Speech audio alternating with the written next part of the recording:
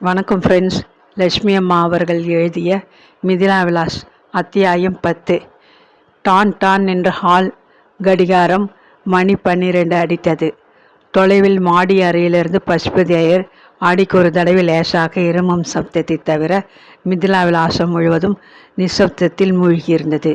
இரவில் அந்த வேளையில் கையில் சிறு லாந்தரை பிடித்து கொண்டு மெல்ல நடந்து வந்து கொண்டிருந்த தேவகி மாடிப்படி அருகில் வந்ததும் திடுக்கிட்டு நின்று விட்டாள்.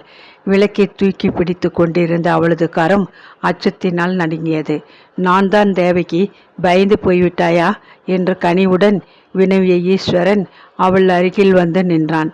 தேவகி பதில் கூறவில்லை. மங்கிய விளக்கொலியில் அவளது முகத்தை கவனித்த ஈஸ்வரனின் மனம் துணுக்குற்றது. நெஞ்சிலிருந்து பீறிட்டு கொண்டு எழுந்த விமல்களை அடக்கும் நிமித்தம் பட்களால் உதட்டை கடித்து கொண்டு நின்ற அந்த பேதை பெண்ணின் கண்களில் இருந்து கண்ணீர் தாரை தாரையாக வழிந்து கொண்டிருந்தது. தேவகி என்ற பச்சதாபத்துடன் அழைத்தான் ஈஸ்வரன். உள்ளத்திலே பொங்கி கொண்டிருந்த துக்கத்தை அதற்கு மேல் கட்டுப்படுத்த முடியாதவள் போல் கையில் பிடித்திருந்த விளக்கை படி மீது வைத்தாள் தேவகி. அருகிலிருந்த சுவரின் மீது சாய்ந்து கொண்டு தேம்பி தேம்பி சிறு குழந்தை போல் அழ ஆரம்பித்து விட்டாள். தாயும் தந்தையுமற்ற அந்த அனாதை சிறுமியின் துயரம் ஈஸ்வரனுக்கு பார்க்க சகிக்காத காட்சியாக இருந்தது.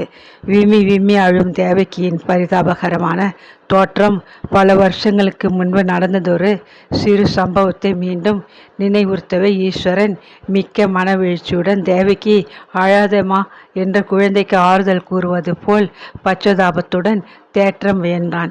முதல் நாள் பெய்த மழையினால் ஈரமாகியிருந்த தரை அநேக இடங்களில் காயாது சேராக இருந்தது. பள்ளிக்கூடத்திலிருந்து விடுபட்டு உற்சாகத்துடன் வெளிவந்த தேவகி எல்லோருக்கும் முன்னால் வீட்டை அடைந்து விட வேண்டும் என்ற ஆவலில் ஓடி வந்தாள். தடால் என்று புஸ்தகங்களை கீழே போட்டுக்கொண்டு சேற்றின் மீது அவள் வழுக்கி விழுந்ததை கண்ட மற்ற குழந்தைகள் எல்லோரும் கொல்லென்று கைகொட்டி சிரித்தார்கள். புத்தகங்களும் ஆடையும் சேராகிவிட்ட துக்கமும் மற்றவர்கள் தன்னை பார்த்து ஏளனமாக நகைப்பதைக் கண்டு வெட்கமும் அடைந்த குழந்தை தேவகி சேற்றில் நின்று எழுந்திருக்க முயலாது ஹாவென்று அழுது கொண்டிருந்தாள்.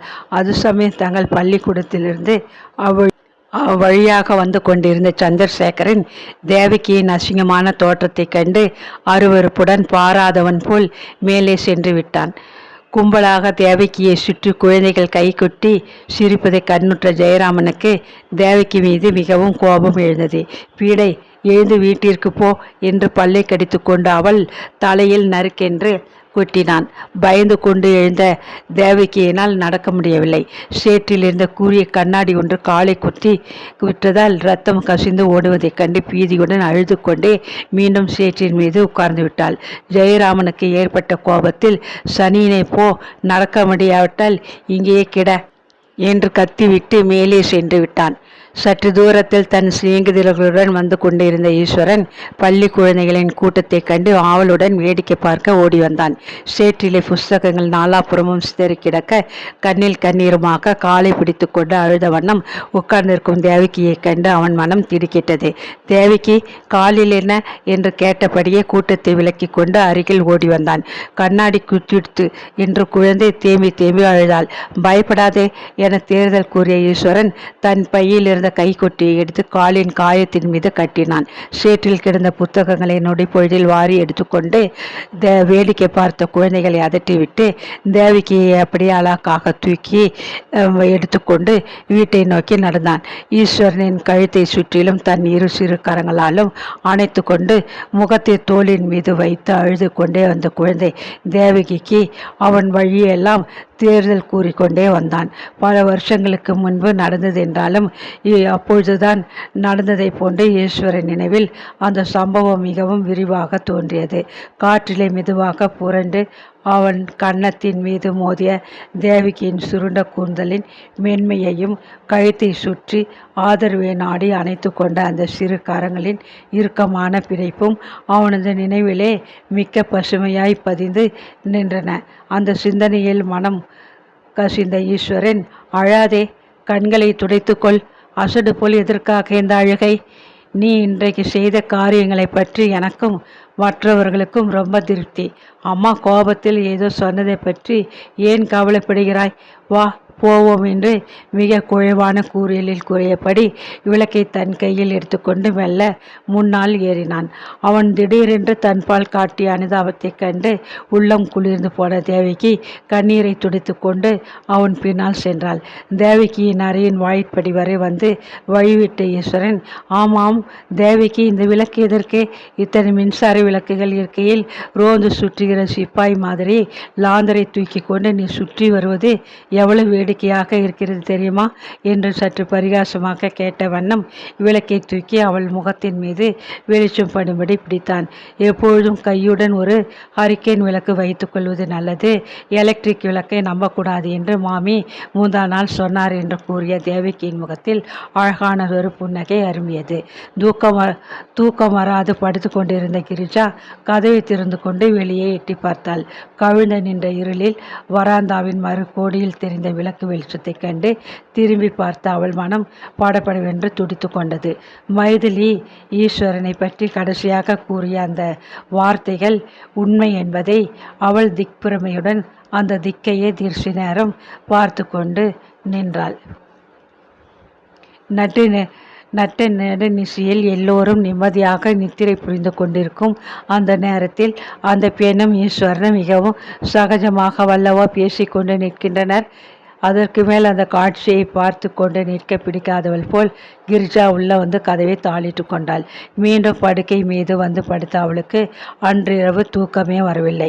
மைதிலி கூறியது போல ஈஸ்வரன் சாதாரணமான ஆசாமி அல்ல என்ற எண்ணம்தான் அவளது சிந்தனையை மிகவும் பாதித்தது. மறுநாள் காலை சமையல் கட்டினுள் நுழைந்த சௌபாக்கியம் மிகவும் உற்சாகத்துடன் காணப்பட்டாள். என்ன தேவைக்கு, நான் கேள்விப்பட்டது நிஜம்தானா? காமு பாட்டி சொன்னாள்.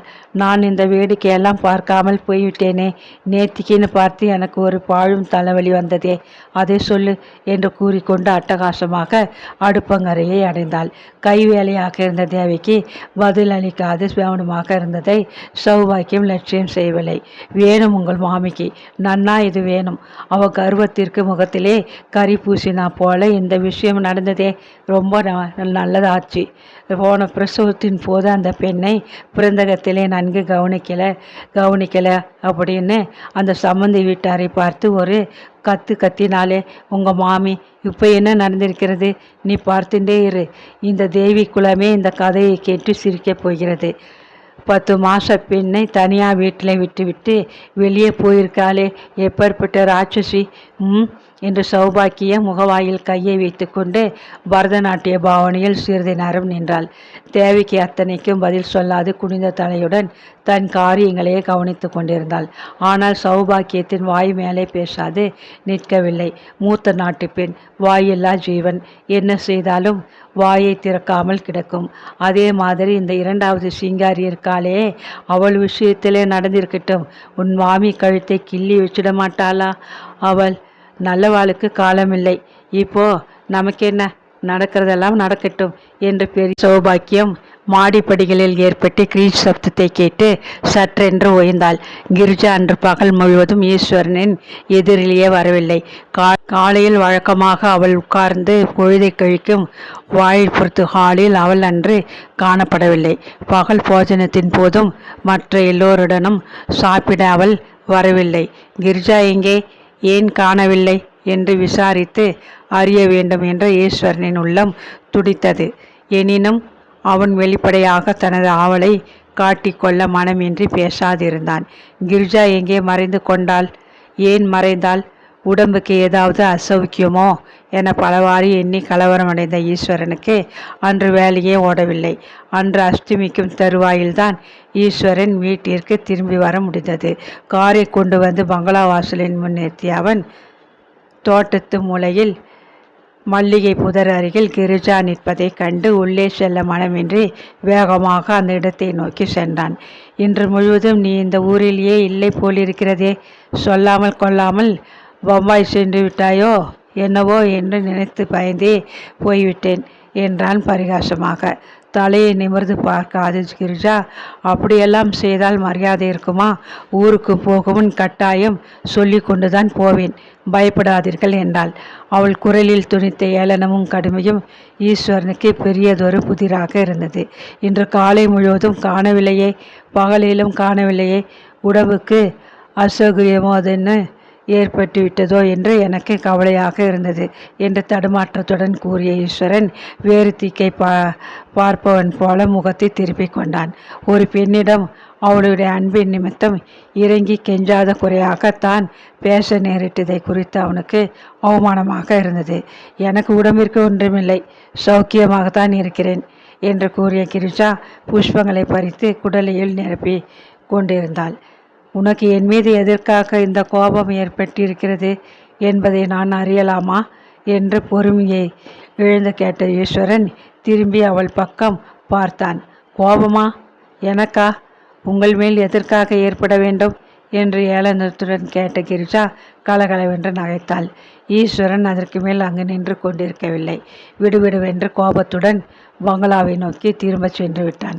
அவனுக்கு அத்தனை கோபம் வரக்கூடும் என்பதை முதலாக அனுபவத்தில் உணர்ந்த கிரிஜாவின் சிரிப்பு பெரும் திகைப்பாக மாறியது. சில நாட்கள் சென்றன. கிரிஜாவும் ஈஸ்வரனும் முன்பு போல சகஜமாக பழகாது ஒதுங்கியபடி இருப்பதை மைதிலியின் கூரிய கண்கள் காண தவறவில்லை. என்ன காரணத்தினால் இப்படி இருக்கிறார்கள், எதற்காக இருக்கும் என பலவிதமாக சிந்தித்து காரணம் கண்டுபிடிக்க முடியாமல் தனது மூளையை உடைந்து கொண்டிருந்தாள். தர்மாம்பாளுக்கு பேரன் பிறந்த வைபவத்தில் ஓய்வின்றி வேலைகள் இருந்ததால் இந்த சிறு மாறுதலை கவனிக்கவே இல்லை. கோமதி ஈஸ்வரனிடம் திடீரென்று தென்பட்ட மாறுதலை ஜாடையாக கவனித்து கொண்டு இருந்தாள்.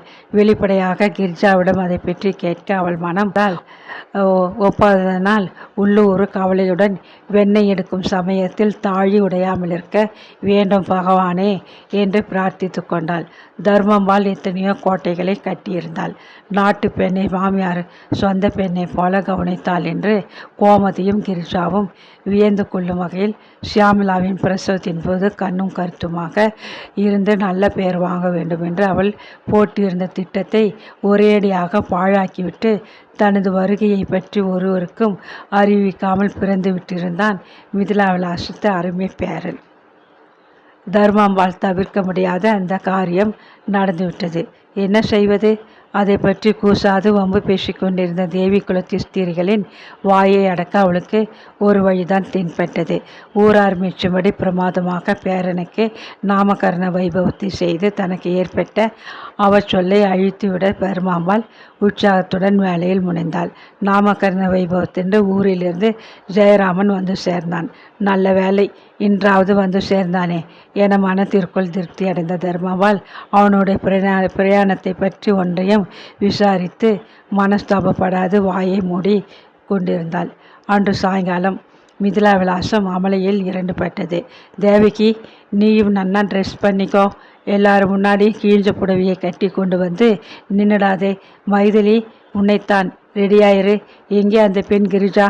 சீக்கிரம் சீக்கிரம் என்று நாலாபுறமும் ஏக காலத்தில் கூக்குரலிட்டு கொண்டு கீழே ஓடி வந்த தர்மாம்பாள் விருந்தாளிகள் வருவதற்கு முன் எல்லாம் தயாராக இருக்க வேண்டும் என்ற அவசரத்தில் சமையலறையிலிருந்து வெளிப்பட்ட சௌபாக்கியத்தின் மீது மோதிக்கொண்டு விட்டாள்.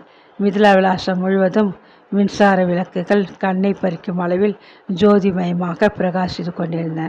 வாயிலில் வரிசையாக வந்து நின்ற கார்களில் விருந்தாளிகள் வந்த வண்ணமாக இருந்தனர். சர்வ அலங்காரம் பூஷணியாக ரத்தின கம்பளத்தின் மீது வீற்றிருந்தபடியே புன்னகையுடன் முகத்தை அசைத்து உள்ளே நுழைந்த தேவி குலத்தி ஸ்திரிகளை வரவேற்று கொண்டிருந்த தர்மாம்பாளுக்கு இந்த பக்கம் அந்த பக்கம் திரும்பி பார்க்க கூட பொழுதில்லை. மைதிலி வெயிலாக மேலும் கீழும் அசைந்து நடந்து கொண்டிருந்தாள். அவளுடைய அபிமானம் மிகுந்த சிநேகிதிகள் சிலர் விஷயங்கள் அனைத்தையும் அவளிடமிருந்து கிரகித்து கொண்டு போக நிமித்தம் அன்று வைபவத்திற்கு வந்திருந்தனர். என்னடி மைதிலி, இப்படி நடந்ததாமே என்று அவளை ரகசியமாக விசாரித்தார்கள். அவர்களுக்கெல்லாம் தகுந்த பதில்கள் சொல்லி கொண்டிருக்கதான் அவளுக்கு பொழுது இருந்தது. குழந்தை ஒன்று பெற்று கொடுத்ததுடன் தனது கடமை தீர்ந்துவிட்டது என்ற பாவத்தில் மாமியார் அருகில் சிவனை என்று உட்கார்ந்திருந்தாள் ஷியாமலா. தொட்டிலில் கண் வளரும் அருமை பேரனுக்காக கிரிஜா ஒரு பக்கம் அமர்ந்து அழகாக பாடிக்கொண்டிருந்தாள். வந்திருந்த விருந்தாளிகள் ஒருவரேனும் அவள் பாட்டை சிறிதும் கேட்டதாக தெரியவில்லை. யாரது அந்த பெண்? ஓஹோ, அவள்தான் ஈஸ்வரனுக்கு பார்த்திருக்கிறீர்களாக்கும். தேவலை பெண், அழகாக இருக்கிறாள். பேரன் பிறந்த அன்றைக்கு மாமி வீட்டில் இல்லையாமே என்று கூடி கூடி பேசி கொண்டிருந்த பெண்களின் இரைச்சலும் வாயிலில் வந்து நின்ற கார்களின் ஹாரன் சப்தமும் கிரிஜாவிற்கு பெரும் தலைவலியை உண்டு பண்ணின. ஆதலால் அவள் சட்டென்று பாடுவதை நிறுத்திவிட்டு மாடி பக்கம் சென்றாள். ஆபீஸிலிருந்து திரும்பிய ஈஸ்வரன் கீழே காணப்பட்ட கோலத்தை கண்டு அஞ்சியவனாய் மாடிக்கு விரைந்து சென்றான். அங்கு சோஃபா ஒன்றில் தலையை கையில் பிடித்த வண்ணம் உட்கார்ந்திருந்த கிரிஜாவை கண்டதும் மனஸ்தாபத்தை மறந்து, உடம்புக்கு என்ன கிரிஜா என்று கவலையுடன் விசாரித்தான். ஒன்றுமில்லை, நேற்றிலிருந்து எனக்கு லேசாக ஜுரம் அடிக்கிறது என்று பதிலளித்தாள் அவள். ஜுரம் என்று எங்கள் ஒருவருக்கும் தெரியாதே என்று அனுதாபத்துடன் கூறிய ஈஸ்வரன் விஷயத்தை சொல்ல தாயாரிடம் ஓடினான். கிரிஜாவிற்கு வந்த அந்த சிறிய ஜுரம் ஒரு விஷயத்தில் நன்மையை தான் செய்தது. சில நாட்களுக்கு முன் ஏற்பட்டிருந்த மனஸ்தாபம் மறைந்து இருவரும் பழையபடி சகஜமாக பேசி பழகலானார்கள். ஒரு நாள் காலை கிரிஜா மிகவும் உற்சாகத்துடன் ஈஸ்வரனை தேடிக்கொண்டு பங்களாவின் ஹாலுக்குள் வேகமாக ஓடி வந்தாள். ஹாலுக்குள்ளே பேசிக்கொண்டு இருந்த அந்த புருஷனுடைய குரல் அவளை ஒரு கணம் திடுக்கிட வைத்தது. அவள் அங்கே வருவதை கவனித்த ஈஸ்வரன், கிரிஜா, இவன்தான் என் நண்பன் கோபாலன். என்னுடன் அமெரிக்காவில் படித்தான் என்று சொல்லி கொண்டிருந்தேனே, இவன்தான் என்று தனது நண்பனை அவளுக்கு அறிமுகம் செய்து வைத்தான். கோபாலின் முகத்தை நிமிர்ந்து பார்த்த கிரிஜாவின் கண்கள் பீதியால் நிலைத்து நின்றுவிடும் போல் தோன்றின. முகம் பிரகாசத்தை இழந்தது.